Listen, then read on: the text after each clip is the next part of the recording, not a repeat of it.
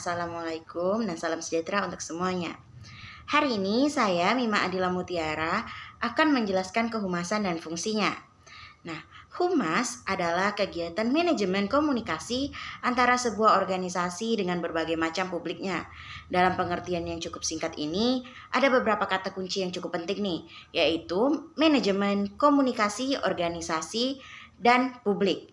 4 kata kunci inilah yang selanjutnya merupakan elemen dasar untuk memahami semua kegiatan kehumasan. Publik dan humas memiliki kaitan yang sangat erat. Itulah alasannya dalam bahasa Inggris, humas ini disebut dengan public relation, yang jika diterjemahkan secara langsung berarti hubungan dengan publik. Mereka yang berkecimpung dalam dunia kehumasan diharapkan memahami benar tentang konsep publik ini karena pada perkembangannya publik yang terorganisir dengan baik bisa memunculkan opini publik. Seorang pakar sosiologi, John Dewey, menyatakan bahwa ciri-ciri publik adalah 1. Adanya permasalahan yang dihadapi bersama. Yang kedua, permasalahan tersebut benar-benar ada dan harus diselesaikan. Yang ketiga, mengorganisir diri untuk melakukan segala sesuatu serta mencari solusi terhadap permasalahan yang dihadapi. Ketika publik telah sadar sepenuhnya bahwa ada masalah atau kepentingan yang mengikat mereka bersama, biasanya publik akan mengorganisir diri. Pada tahap inilah opini publik akan muncul. Publik yang telah terorganisir dengan baik akan sendirinya menjadi lebih kuat ketika menyuarakan opininya ke forum, sehingga opini publik yang solid bisa mempengaruhi kebijakan dari para pengambil keputusan. Pada tahap inilah opini publik yang kuat bisa merugikan keberadaan organisasi. Nah, selanjutnya mengaplikasikan kegiatan humas dalam organisasi sebagai sebuah fungsi manajemen dipandang semakin signifikan dalam kehidupan saat ini. Cutlip, Center, dan Broom dalam buku mereka yang terkenal yaitu Effective Public Relation bahkan mendefinisikan humas sebagai salah satu fungsi manajemen yang harus ada dalam sebuah organisasi. Dari definisi itu dilihat bahwa fungsi manajemen kegiatan kehumasan bertugas untuk yang pertama adalah mengevaluasi sikap dan opini publik. Yang kedua, mendefinisikan serta menyesuaikan kebijakan-kebijakan organisasi dengan kepentingan publik. Yang ketiga, merencanakan serta melaksanakan program-program atau kegiatan-kegiatan kehumasan agar organisasi dapat mencapai saling pengertian serta diterima keberadaannya oleh publik. Selanjutnya kita akan membahas tentang perkembangan konsep humas dari manipulatif ke mutual understanding. Nah, kita mulai dari yang pertama dulu nih. Yang pertama ada humas dan dunia hiburan. Dalam beberapa literatur disebutkan bahwa profesi humas dianggap pertama kali muncul sekitar tahun 1830-an di Amerika Serikat. Pada waktu itu istilah humas belum dikenal, humas atau public relation belum dikenal. Yang populer pada saat itu adalah press agent atau press agentry. Pada press agent ini sering muncul semakin populernya surat kabar ya, jadi makin banyak surat kabar yang muncul, makin banyak juga press agentnya. Pada saat itu masyarakat Amerika bahkan sangat menggemari surat kabar penny pairs.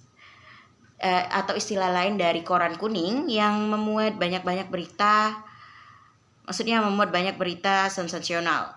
Pada perkembangannya, para press agent inilah yang kemudian bertugas untuk mempopulerkan seorang calon bintang atau bintang yang sudah mulai pudar namanya. Karena persaingan itu mereka masuk dalam surat kabar sehingga persaingan yang terjadi semakin ketat.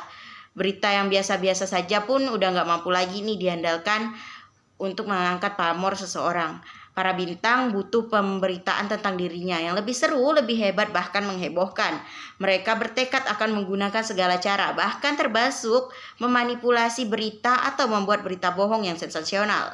Asal nama mereka serta cerita seru mereka dapat dimuat di surat kabar. Agak sayang ya sebenarnya, tapi itulah yang terjadi pada saat itu. Era itu dikenal sebagai era di mana praktik humas dipakai secara negatif. Sebuah era humas manipulatif. Namun, meski begitu, profesi pers agent tetap dicatat sebagai literatur kehumasan sebagai bentuk cikal bakal perkembangan profesi public relation. Oke. Selanjutnya adalah humas dan organisasi modern. Tadi kan humas dan dunia hiburan nih, ini kelanjutannya. Nah, praktik-praktik kehumasan manipulatif yang awalnya menghalalkan berbagai cara agar tercapainya tujuan memang menghasilkan hasil yang sangat-sangat bagus nih. Namun perlu disadari bahwa masyarakat luas pun semakin kritis terhadap berita. Jadi tidak menerima suatu kabar secara mentah-mentah nih.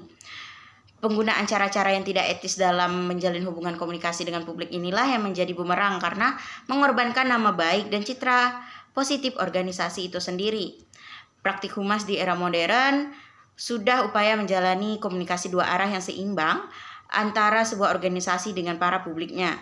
Pada era ini, kegiatan organisasi untuk mendapatkan citra yang baik, nama besar, kepopuleran, serta dukungan masyarakat tidak lagi diperoleh dengan menggunakan segala cara, baik yang terpuji maupun yang dibenci. Pada era ini, organisasi lebih memilih cara-cara etis untuk memperoleh dukungan atau kedudukan yang baik di tengah masyarakat. Nah, setelah era pers agent yang cenderung manipulatif, organisasi menghadapi tipe publik yang berbeda, yaitu tipe publik yang lebih kritis dan cerdas dengan mencikapi permasalahan yang terjadi yang melibatkan kepentingan kedua belah pihak organisasi. Pada saat inilah era public information yang merupakan evolusi kedua dari kajian kehumasan dimulai. Pada era ini, organisasi mulai menyadari pentingnya untuk berkomunikasi secara lebih terbuka dan jujur kepada publiknya. Era atau tahapan evolusi berikutnya adalah era humas dua arah asimetris atau two-way asymmetrical model. Pada era ini, upaya-upaya komunikasi yang digunakan oleh organisasi untuk menjalin hubungan dengan para publiknya telah menggunakan cara-cara komunikasi dua arah atau two-way communication, tetapi belum sempurna. Dengan alasan itulah, era ini disebut dua arah asimetris. Nah, era terakhir adalah era humas dua simetris atau two-way symmetrical model. Seperti namanya, pada era ini komunikasi yang terbentuk antara organisasi dengan publik telah memenuhi persyaratan komunikasi dua arah yang seimbang, di mana aliran komunikasi bergerak baik dari pihak organisasi maupun dari pihak publik.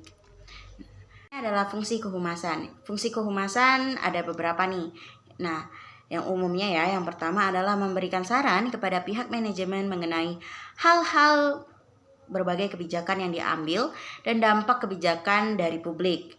Yang kedua adalah mengorganisasikan berbagai kegiatan komunikasi organisasi. Lalu yang ketiga adalah menyediakan sarana bagi upaya-upaya organisasi untuk berkomunikasi atau menjalin hubungan dengan publik. Yang keempat, mencari tahu atau mencari informasi tentang opini publik terhadap organisasi. Nah, lalu fungsi terdapat tugas juga nih dari humas. Yang pertama adalah mengevaluasi sikap dan opini publik. Nah, tadi udah kita sebutkan juga di awal. Yang kedua adalah mengidentifikasi atau memilah-milah, menyesuaikan kebijakan publik dan kepentingan organisasi. Yang ketiga, merencanakan serta melaksanakan kegiatan kehumasan agar organisasi dapat mencapai saling pengertian serta diterima keberadaannya di dalam masyarakat.